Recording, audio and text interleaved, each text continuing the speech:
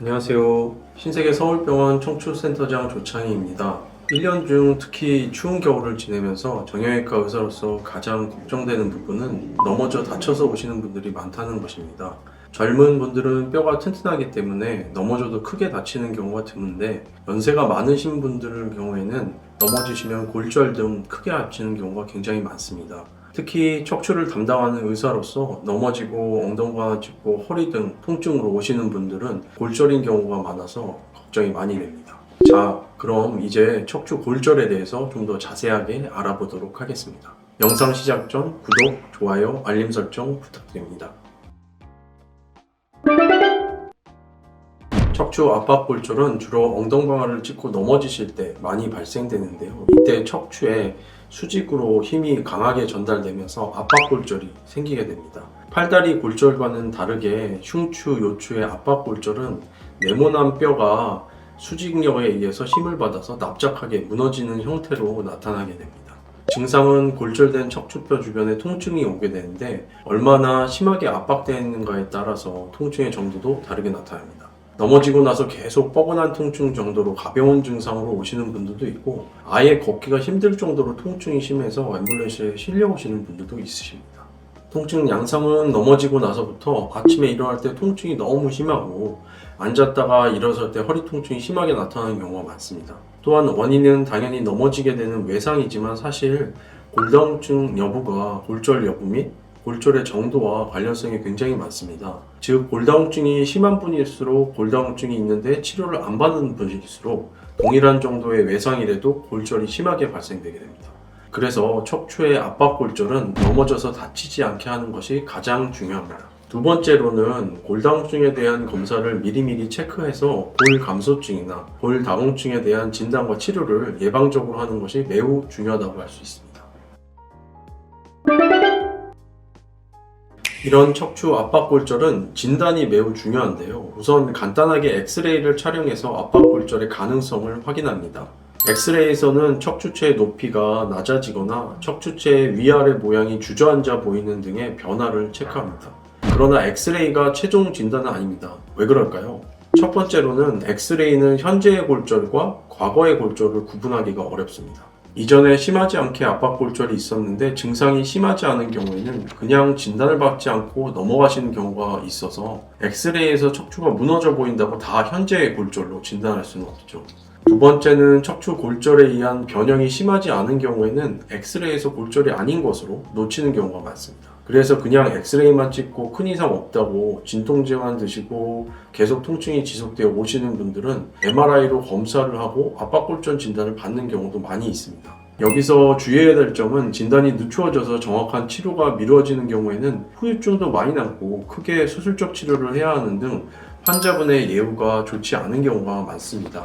세 번째는 엑스레이만으로는 골절의 중등도를 판단하기 어렵습니다. 즉 척추체가 많이 손상이 되었는지 일부만 조금 손상이 되었는지 판단하기가 어렵습니다. 척추 골절은 중등도에 따라서 치료가 달라질 수 있기 때문에 MRI로 골절의 중등도를 체크하는 것이 매우 중요하죠. 경증의 경우에는 침상한 전 2-3주 정도 생활하시고 보조기 착용만 하시는 경우도 있고 중증 이상이 될 경우의 골절에서는 4주 이상 침상 안정과 보조기 착용이 필요하게 됩니다. 만약 골절 상태가 매우 심한 경우에는 척추체 성형술이라는 시술을 해서 척추가 더 무너지지 않게 하는 경우도 있습니다. 이렇게 중등도에 따라서 치료가 달라지기 때문에 척추 압박골절은 의심이 가는 경우에는 반드시 MRI로 정확하게 진단을 하셔야 합니다. 네 번째는 엑스레이는 뼈만 보이는 것으로 사실 더 중요한 척추체 뒤로 지나가는 신경의 압박 유무를 엑스레이로 판단할 수 없죠. 척추 압박골절 시 척추체가 무너지면서 뒤로 가는 신경이 압박되는 경우에는 허리 통증뿐만 아니라 다리의 방사통, 심한 경우에는 하지마비나 대소변 장애가 발생될 수 있기 때문에 치료 자체가 완전히 달라집니다. 마비 증상이 있거나 마비 가능성이 있는 경우에는 신경을 압박하는 부분을 풀어주는 수술이 동반되어야 할 수 있습니다. 내시경 감압술 또는 관혈적 나사 고정술 등의 수술적 치료가 필요할 수 있기 때문입니다. 그래서 골절의 상태가 심한지, 신경 압박의 가능성이 있는지 MRI로 정확하게 판단하는 것은 매우 중요합니다. 즉, 골절이 심하고 신경 압박 가능성이 높다면 간단한 척추체 성형술, 시술로 더 무너지지 않게 예방하는 것이 치료받지 않아서 허리도 구부러지고 척추 후만 방지를 위한 것, 그리고 방사통 및 마비의 가능성을 예방하고 나사 고정술 등의 수술적 치료 가능성을 줄일 수 있는 매우 좋은 방법입니다.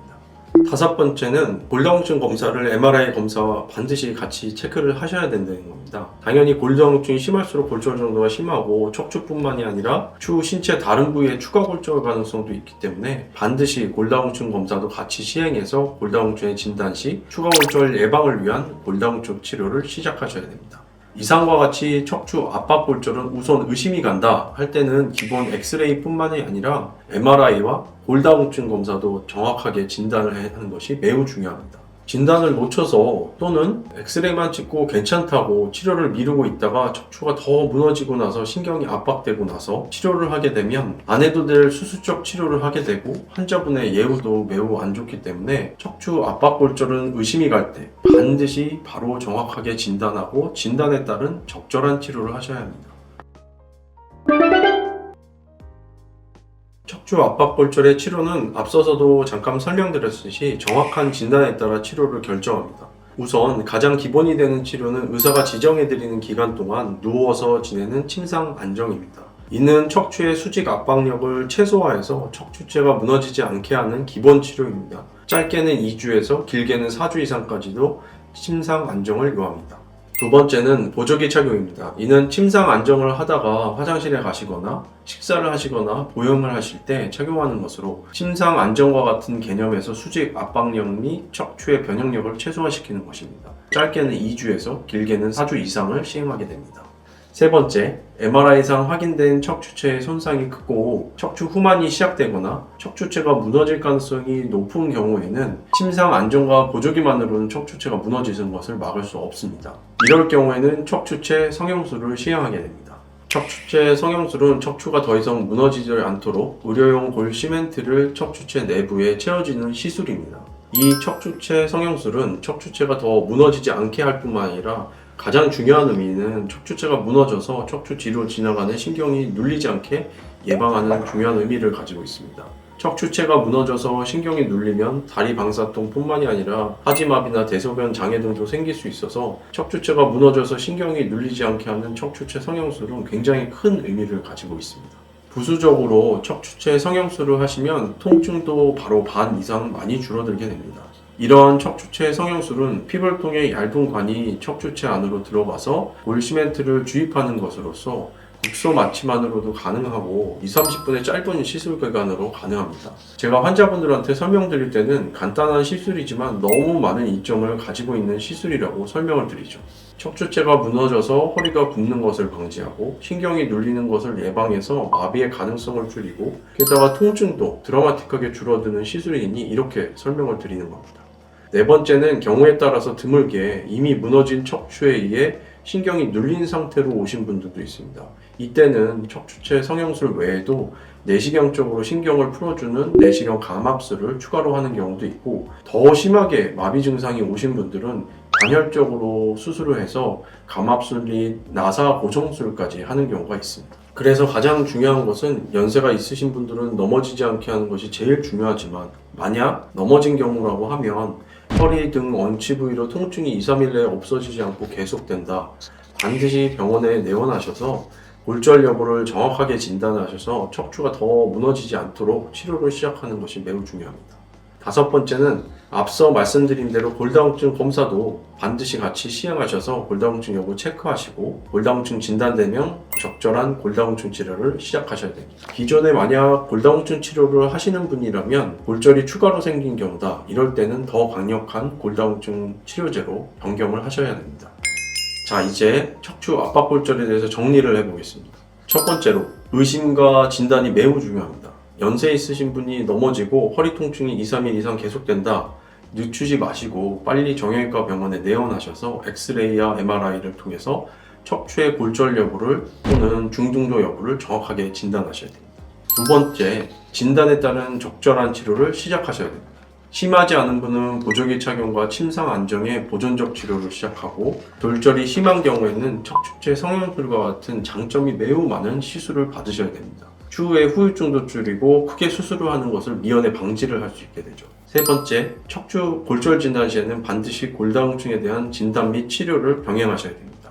한번 무너져버린 척추는 되돌리기가 어렵습니다. 척추 골절이 의심된다면 늦추지 마시고 저희 신세계 서울병원에 방문하셔서 정확한 진단과 치료를 받으시기 바랍니다. 진단 및 치료에 대해 더 궁금하신 분들은 댓글 달아주시면 언제든지 바로바로 답글을 달아드리도록 하겠습니다. 이상 신세계 서울병원 척추센터장 조창이었습니다. 감사합니다.